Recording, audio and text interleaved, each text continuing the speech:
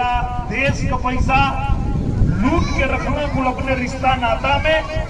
अब वह पैसा निकाल के मोदी जी भेजत हो किसान के खाता में, अब उन्होंने के भेजत हो जेल।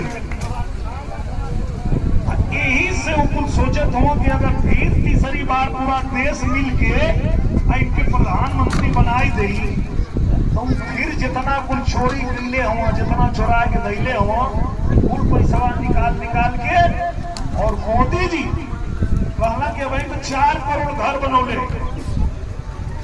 5 साल जब समय उनके मिली ना तो 3 करोड़ घर और बने, जे उन्हें गरीब घर ना बनौले वो बनते।